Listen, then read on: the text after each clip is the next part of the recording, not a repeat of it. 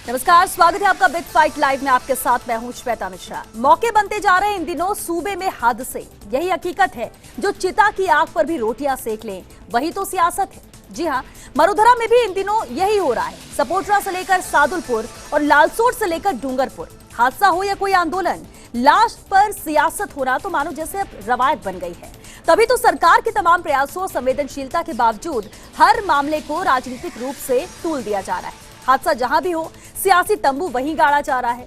डूंगरपुर का आंदोलन खत्म होता उससे पहले करौली में आपसी रंजिश के पीछे सियासी साजिश रच ली गई। लगे हाथ दौसा और चुरू में भी नेताओं ने मुआवजे के नाम पर सरकार को ब्लैकमेल करना शुरू कर दिया, जबकि दोषियों पर ताबड़तोड़ कार्रवाइयां हो रही हैं, आरोपियों की गिरफ्तारियां हो रही हैं। लेकिन ये तो सियासत है साहब, यहाँ का दस्तूर अलग है। यहाँ न्याय दिलाने की आड़ में वोट बैंक बनाया जाता है, जनता को सरकार और सिस्टम के खिलाफ भड़काया जाता है। ऐसे में उठता है सवाल कि दर्द पर सियासत कब तक।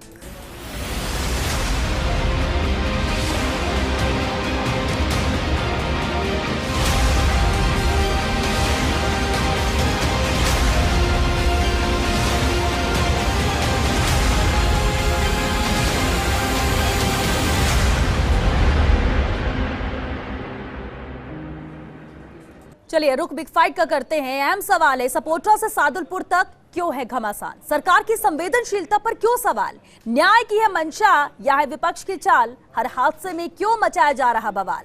और सबसे बड़ा सवाल कि आखिर दर्द पर सियासत कब तक?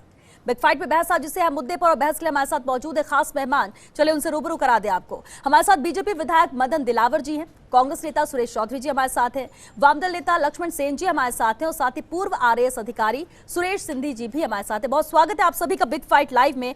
लेकिन शुरुआत करते हैं मदन दिलावर जी। आखिर ऐसा क्यों होता है कि विपक्ष तंबू गाड़ के वहां बैठ जाता है, आंदोलन को शह देने लगता है जब कभी कहीं पर भी कोई घटना होती है? और हाल ही में हमने कई उदाहरण देखे हैं। क्यों ऐसा होता है? क्या सिर्फ मुआवजा दिला देना ही इंसाफ हो जाता है? क्योंकि ये सरकार डंडे की भाषा समझती है। जब तक लोग आंदोलन न करें तब तक उनको न्याय देती नहीं है।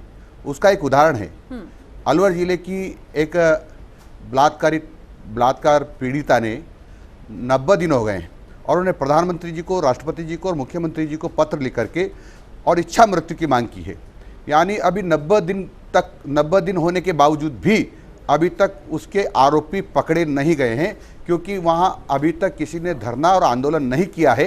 इस कारण से हुआ है, इसलिए डंडे की भाषा समझती है, आंदोलन की भाषा समझती है, इसलिए जनता इनको ये जैसी भाषा समझते है वैसी समझाती है।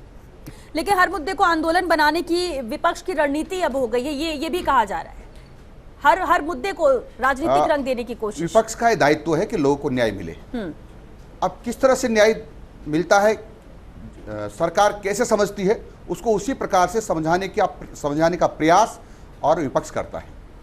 ठीक है, सुरेश चौधरी जी, आपने सुना कि डंडे की भाषा सरकार समझती है और इसीलिए तंबू गाड़कर, आंदोलन कर सरकार तक अपनी बात पहुंचाकर मुआवजा दिलाने की मांग जो की जाती है उसको सुलझाता है विपक्ष, ये भूमिका निभाता है। और वजह ये कि सरकार सुनती नहीं है, जबकि कई मामलों में हालांकि देखा गया है कि सरकार कार्रवाई करने की बात भी कह रही है, लेकिन इसके बावजूद भी सरकार पर ही सवाल, और इसलिए विपक्ष ये करता है, ये इनका कहना है। सुरेश जी। श्वेता जी, आप राजस्थान में जो भी घटना हो रही हैं, चाहे जिन घटनाओं का भी आप चर्चा कर रही हैं, उन घटनाओं में जिस रूप में, जिस जल्दी, जिस तुरंतता के साथ, जिस फुर्ती के साथ पुलिस सारी कार्रवाई कर रही है, तो उस कार्रवाइयों को देख के विपक्ष ने जैसे एक जिम्मेदार, मैं ये कहूँगा, मंत्री रहे हैं, विधायक हैं, और वो ये भाषा बोलें कि सरकार डंडे की भाषा समझती है, तो इनकी संसदीय भाषा से ही आप अंदाज लगा लें कि जो राजस्थान का विपक्ष है, मदन दिलावर जी की जो भाषा है, उस भाषा से आप अंदाज लगाएंगे कि विपक्ष की क्या भूमिका रहेगी। आज विपक्षी पार्टी विपक्षी पार्टी की जिम्मेदारी है कि जनता की समस्या को सरकार के सामने लाना, सरकार के सामने पेश करना अच्छा लगता है। जनता को रिलीफ दिलाने के लिए आंदोलन करते हैं, अच्छा लगता है। लेकिन मुलजिम गिरफ्तार हो जाए, हम सरकार 5 लाख का मुआवजा देते तो उसको 10 लाख करो, 10 लाख करे तो 20 लाख करो, मतलब कोई भी समस्या का निदान नहीं हो जाए। जनता में फालतू की भड़काऊ बातें करना, जनता को आक्रोशित करना, जनता का अहित करना कहूंगा मैं इसको। लेकिन वो तो कह रहे कि जो पीड़ित होते हैं उसको वो इंसाफ दिलाते हैं, वो इस तरह से इंसाफ दिलाते हैं। इनकी पार्टी की मैं कह रहा हूं जी, मैं कोई काय का ये इंसाफ दिलाते, काय का इंसाफ दिलाते हैं? ये यहाँ जलने की क्या बात कर रहे हैं? यूपी में आज भी यूपी के अंदर सेक्रेटेरिएट के सामने आत्मदाह किया है, और जो हाथरस की घटना है पूरा देश भूला नहीं है। आज उनकी सरकार है, आप नहीं सोचो। राजस्थान के अंदर माननीय मुख्यमंत्री अशोक गहलोत जी के नेतृत्व में कोई भी अन्याय हो जाए या जिसके साथ घटना हो जाए उसको न्याय नहीं मिले, ये राजस्थान के अंदर संभव नहीं है। ठीक है, मदन जी इसी पर कोई ठीक है सुरेश जी वापस लौटेंगे आपके पास। इसका उदाहरण और एक और देख लीजिए, पाली जिले में कुआं ढहने से एक व्यक्ति दब गया है, अब उसको निकालना ही बंद कर दिया क्योंकि वह हिंदू है, इसलिए उनको कहा कि इसको दफना दिया जाए, यानी कोई कब्र मान लिया गया और उसको हिंदू होने के बावजूद भी दफना दिया गया। ये इस प्रकार की जात क्या क्यों कर रहे हैं?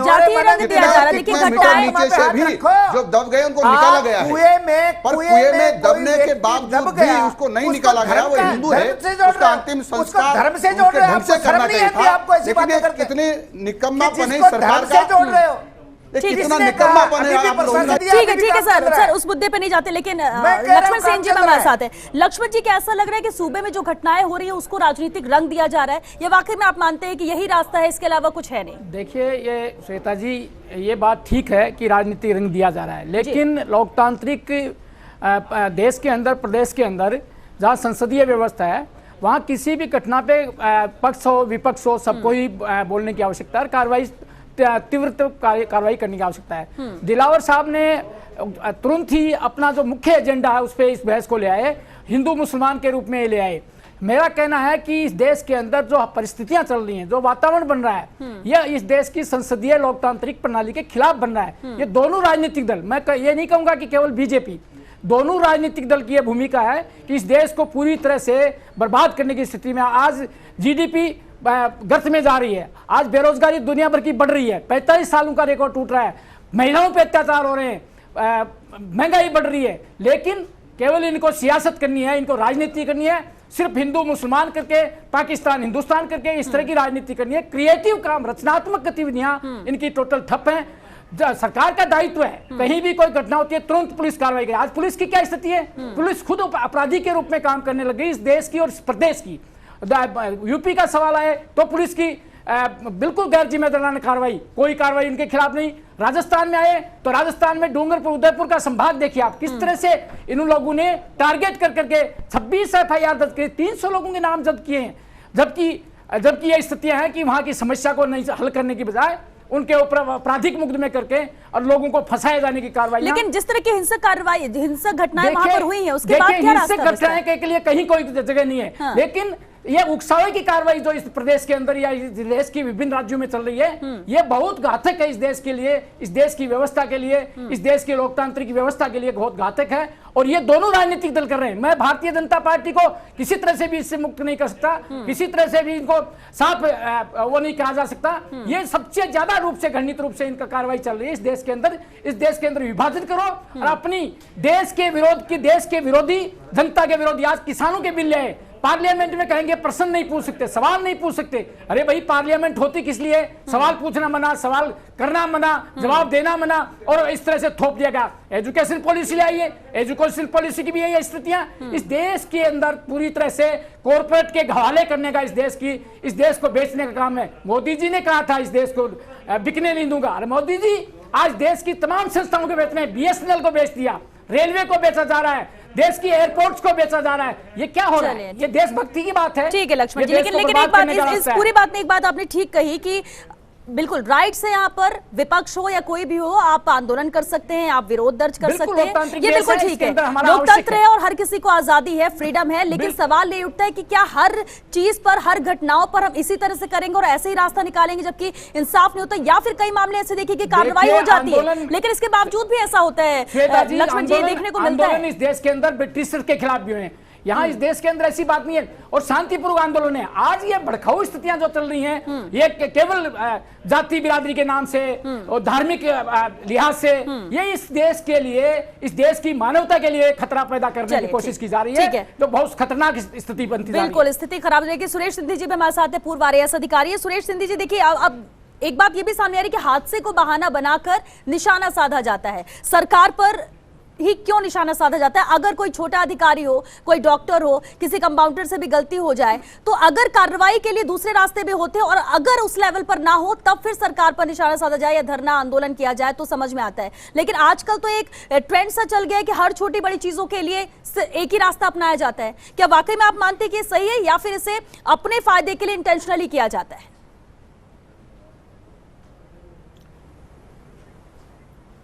जी श्वेता जी, ये बड़े दुर्भाग्य की बात है कि हम लोग इस 21वीं सदी में जहां दुनिया कहां से कहां जा रही है, विश्व कहां विकास कर रहा है और हम लोग किस अवस्था में जा रहे हैं। और पिछले अगर 2-3 महीने का देख लें आप, तो आप इतिहास को पढ़ लें या किसी भी चीज़ को पढ़ लें तो पिछले 5000 साल में भी ऐसा जंगली टाइप का सिस्टम और हुड़दंग और बहुत ही न्यूसेंस करके रोड जाम कर देना, हल्ला कर देना, कानून को तोड़ना, और ऐसे हालातों में पुलिस कैसे काम करेगी? 5000 लोग, 10,000 लोग वहाँ घुस जाएं, उसके घर पे 8 दिन से बैठे हैं और हमें आप लोगों के जरिए पता लगता है कि 8 दिन से 1000 लोग वहाँ बैठे हैं।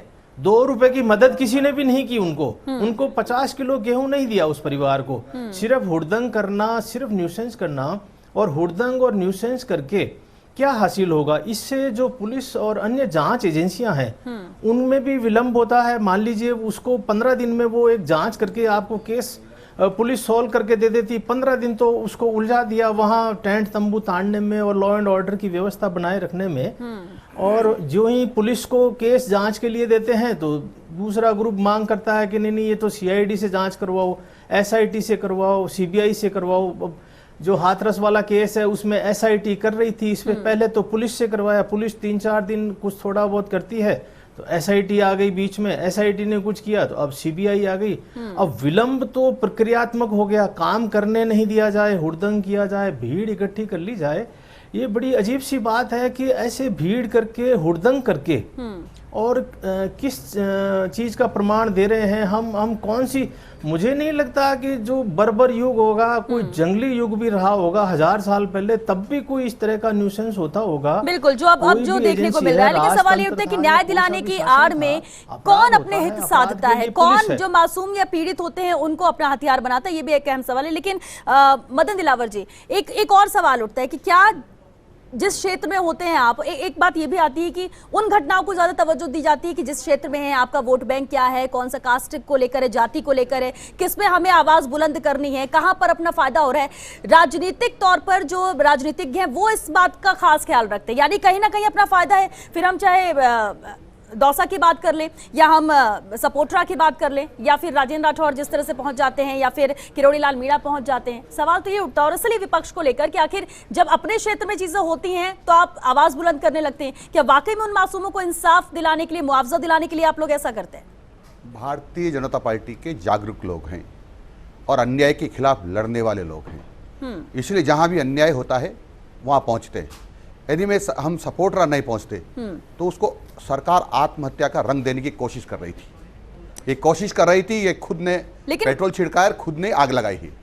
पर हम लोग पहुंचे, यानी हमारी पार्टी के लोग पहुंचे तो दूध का दूध और पानी का पानी होगा। लेकिन मुख्यमंत्री ने तो इसे लेकर पेट्रोल डाल करके जलाया गया, अपनी बात रखी और सीधे कहा कि कोई भी जो दोषी बख्शा नहीं जाएगा, तुरंत जो मेन आरोपी था उसकी गिरफ्तारी हो गई। तो जब ये पूरी प्रक्रिया चलती है, कैसे आप कह रहे हैं कि ये अपराध रोकने के पहले से उपाय क्यों नहीं करते हैं? अपराध रोकने के उपाय क्यों नहीं करते? सवाल तो हमने आज भी सुना है कि एक विधानसभा के MLA 20 लाख रुपए किसी ठेकेदार से मांग रहे हैं। ठेकेदार से 20 लाख रुपए मांग रहे हैं, वीडियो वायरल हो रहा है। इससे साफ लगता है कि ये एमएलए है कांग्रेस के जो जनता को लूट लूट कर खाना चाहते हैं। वो तो वीडियो वायरल हो गया इसलिए उनका पता चल गया, अन्यथा इस प्रकार से माननीय मुख्यमंत्री जी ने सारे एमएलए को लूटने के लिए खुला छोड़ा हुआ है।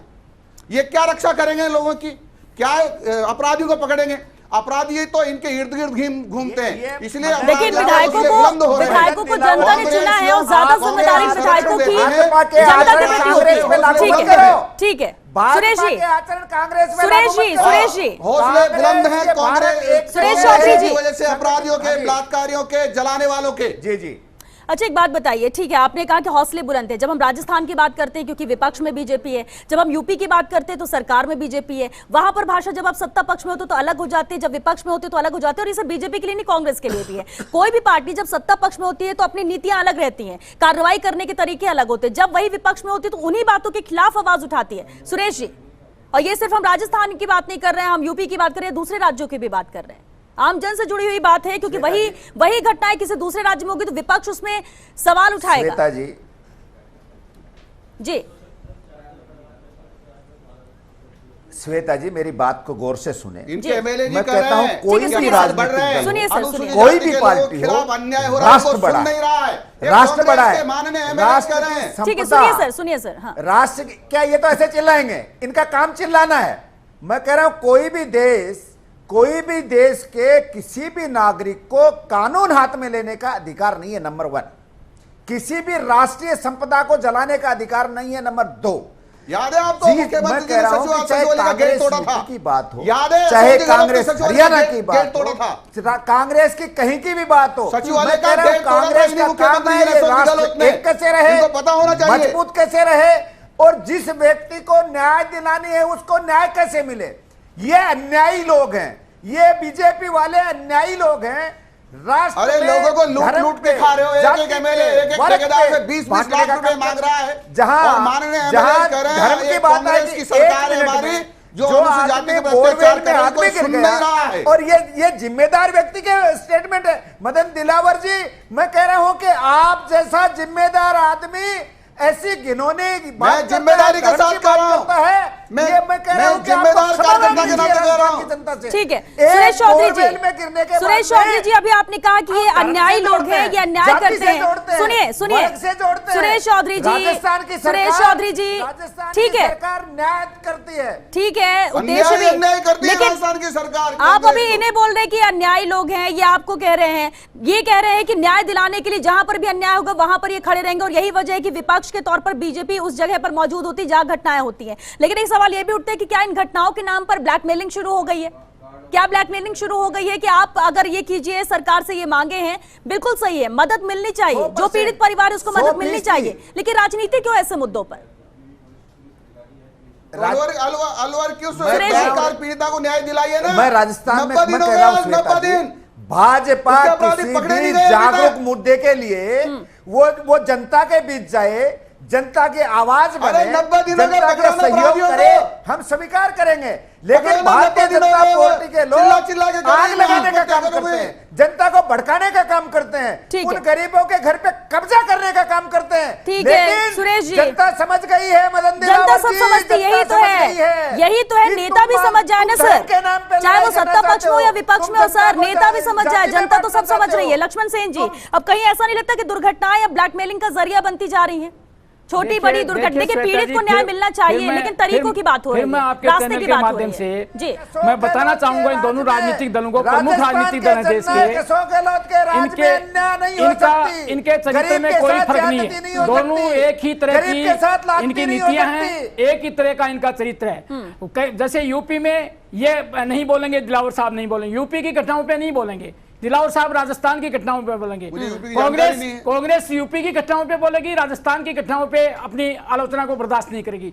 ये वास्तविकता है इस देश में। इन लोगों ने, इन दोनों प्रमुख राजनीतिक दलों ने इस देश को इस हालात में पहुंचा दिया है कि जनता के सवालों को सुरेश सिंधी जी, एक last comment sir, Suresh Sindhi ji एक लास्ट कमेंट जरूर।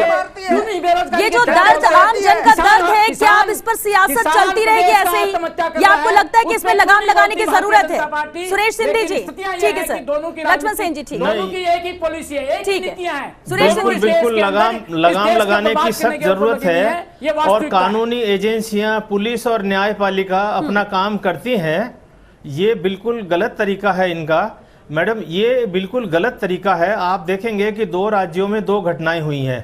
एक राज्य में जिस दूसरी पार्टी का शासन है, यहाँ से 1000 किलोमीटर दूर जाकर के वहाँ हुड़दंग कर रहे हैं और उनके घर से 50 किलोमीटर दूर उसी तरह की घटना हुई है, कोई कार्रवाई नहीं हुई है। आप देखेंगे भारत में कई मुख्यमंत्री अभी जेल में बंद हैं। हरियाणा के पूर्व मुख्यमंत्री जेल में बंद हैं, बिहार के बंद हैं, बड़े बड़े अधिकारी जेलों में बंद हैं। ये सब बिना हुड़दंग करके और बिना हुड़दंग। बहुत शुक्रिया सर, बहुत शुक्रिया आप सभी का इस चर्चा में शामिल होने के लिए कि सरकार की संवेदनशीलता है, सवाल क्यों उठते हैं। दूसरी बात यह है कि हर राज्य की हम बात कर रहे हैं, सिर्फ राजस्थान की नहीं। जब सरकार अगर किसी मामले को लेकर कदम उठा रही है तो फिर ये हो हल्ला किस लिए जरूरी है? न्याय दिलाना जरूरी है पीड़ित को, लेकिन क्या न्याय के नाम पर अपनी राजनीति को चमकाना, अपनी सियासत को चमकाना, क्या अब यही रह गया है? इंतजार रहेगा कि आखिर इस दर्द पर मरहम कब लगता है या ऐसे ही दर्द पर सियासत जारी रहेगी। चलिए इसी के साथ बिग फाइट लाइव में आज के लिए बस इतना ही। नमस्कार।